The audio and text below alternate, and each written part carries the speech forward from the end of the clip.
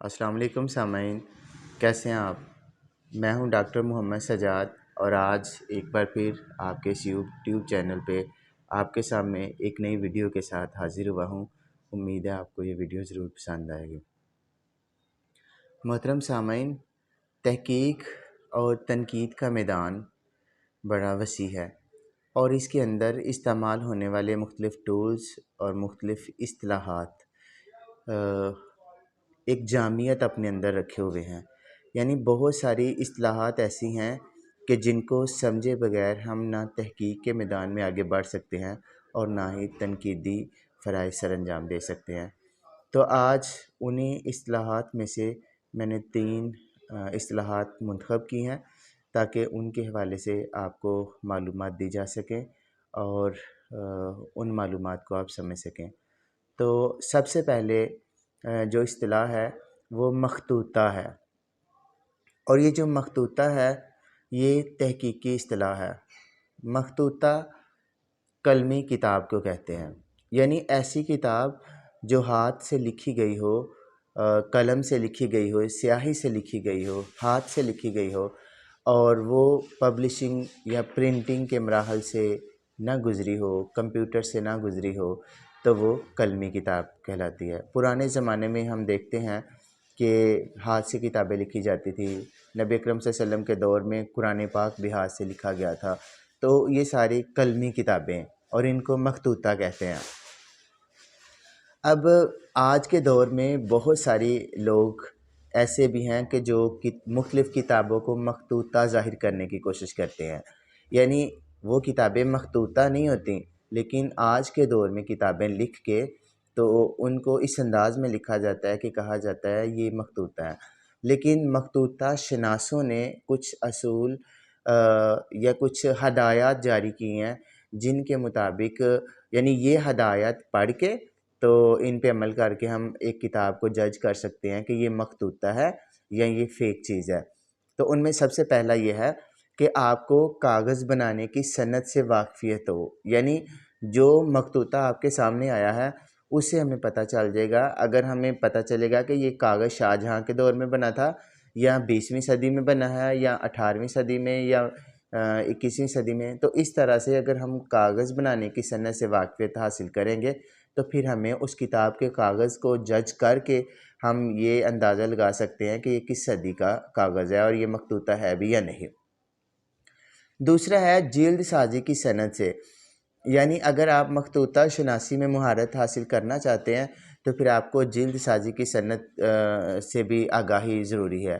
یعنی اگر وہ جلد چمڑے کی ہے یا پھر گتے کی ہے یا کھال کی ہے، تو ہمیں پتہ ہوگا کہ تاریخ میں مختلف ادوار میں کس کس دور میں چمڑے کی، گتے کی اور جو اس کی کھال کی جو جلدیں ہیں وہ بنائی جاتی رہی تھی۔ تو اس طرح سے جلد سے واقفیت جو ہے وہ بھی مخطوطہ شناسی میں اہمیت کی حامل ہے۔ اس کے بعد روشنائی، یعنی جسے ہم سیاہی بولتے ہیں، تو روشنائی جو ہے یہ بھی بڑی اہم ہے مخطوطہ شناسی میں، کہ کس دور میں کون سی روشنائی جو ہے وہ استعمال ہوتی تھی۔ اب ہم ترقی یافتہ دور میں رہ رہے ہیں، تو آج کے دور کی روشنائی جو ہے وہ پچھلے دور کی نسبت جو ہے وہ مختلف ہے۔ تو ہم جو پیچھے جائیں گے اس میں بھی فرق آتا جائے گا۔ تو ہم پچھلے دور کی جو روشنائی ہے، مختلف عہد کی روشنائی سے اگر ہم واقفیت رکھیں گے تو پھر ہم جان پائیں گے کہ یہ مخطوطہ ٹھیک ہے یا نہیں۔ اس کے بعد رسم الخط یا خطاطی کا اسلوب جو ہے اس سے بھی اگر ہم واقف ہوں گے تو پھر ہم ایک مخطوطے کو پہچان سکیں گے کہ یہ مخطوطہ صحیح ہے یا نہیں۔ یعنی مختلف ادوار میں مختلف جو اسلوب تھے رسم الخط کے یا خطاطی کے وہ استعمال ہوتے رہے ہیں۔ شاہجہاں سے پہلے جو ہے کچھ اور تھا، خط نسق استعمال کیا جاتا تھا، اس کے بعد اس نے خط نستعلیق جو ہے وہ کروایا۔ تو اس طرح مختلف عہد میں مختلف رسم الخط چلتے رہے ہیں، تو ان سے واقفیت بھی ضروری ہے۔ پھر مصوری کے اسلوب جو ہیں، یعنی کچھ کتابیں ایسی ہوتی ہیں کہ جن پہ مصوری بھی بنی ہوتی ہے، یعنی پینٹنگز بھی بنی ہوتی ہیں، تو مصوری کے اسلوب سے بھی ہم مخطوطہ کو جان سکتے ہیں۔ اس کے بعد املا کے بارے میں اگر ہم آگاہی ہمیں مل جائے تو املا کے کو جان کے بھی ہم اس بات کا اندازہ لگا سکتے ہیں کہ املا جو ہے کس دور کی ہے۔ ٹھیک ہے، تو اس سے بھی ہم مخطوطہ شناسی کو دیکھ سکتے ہیں۔ اس کے بعد قلم کی صحت کا ہے، یعنی کچھ دور ایسے گزرے ہیں جن میں مور کے پنکھ سے لکھا جاتا، پھر پرندوں کے پنکھ سے لکھا جاتا، قلم سے لکھا جاتا، پین سے لکھا جاتا، تو اس طرح مختلف دور کے جو ہیں قلم ہیں ان کو دیکھ کے تو ہم مخطوطہ شناسی کر سکتے ہیں۔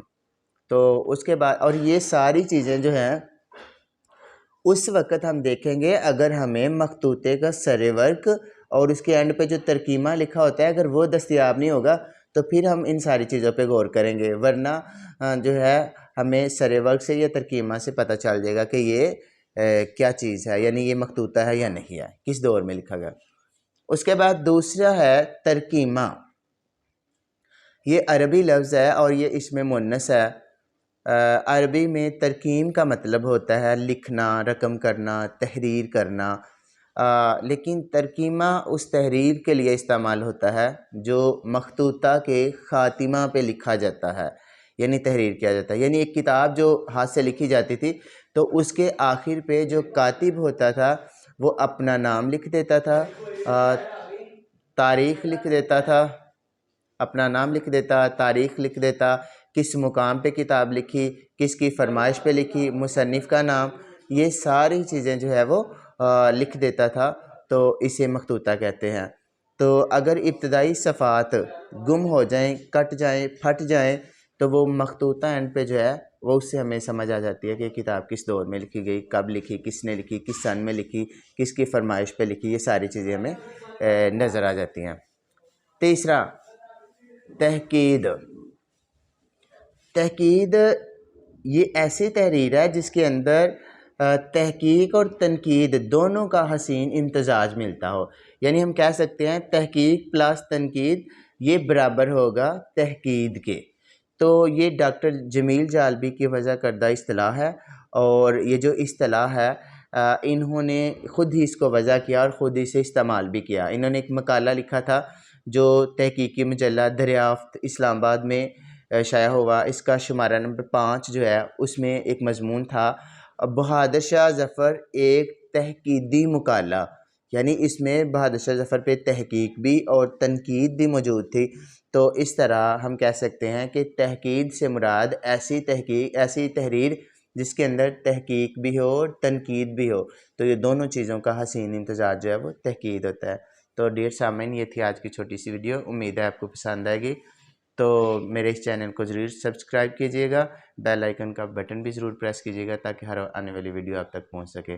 اللہ حافظ۔